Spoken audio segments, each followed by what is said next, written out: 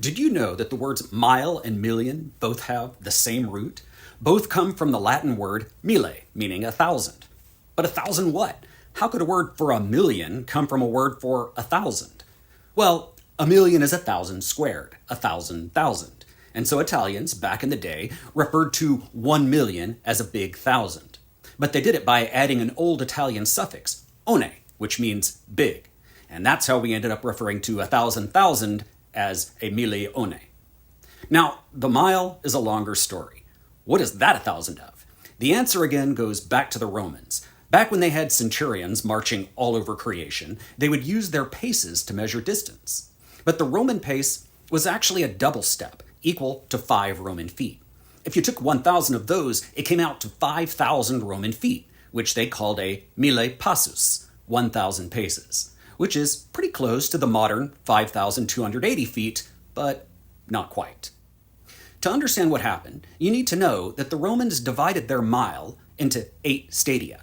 When the Romans invaded Britain, they brought their measurements with them. But after they left, the Anglo-Saxons moved in. And since they didn't have centurions marching all over the place, they started measuring land their own way, using perches and furlongs.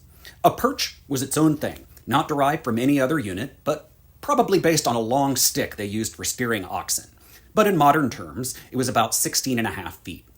40 perches made a furlong, which was a furrow long, the distance a team of oxen could plow without needing a rest. So it was all about the oxen. Coincidentally, 8 furlongs was very close in length to the Roman mille of 8 stadia.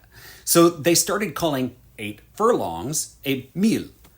Multiply 8 furlongs by 40 perches by 16.5 feet, and you get, wait for it, 5,280 feet. That was the Anglo-Saxon mile. But the Roman mile didn't completely go away. And so for a good long time in Britain, you had these 2 competing miles floating around. One that was etymologically correct, being based on 1,000 of something, and the other based on how people actually measured land. Eventually, one of them had to prevail, and the winner was the one that corresponded to real parcel sizes and records and the land rolls. That finally happened in 1593 under Queen Elizabeth I. So, if you ever meet a guy who says, like the Proclaimers, that he'd walk 1,000 miles for you,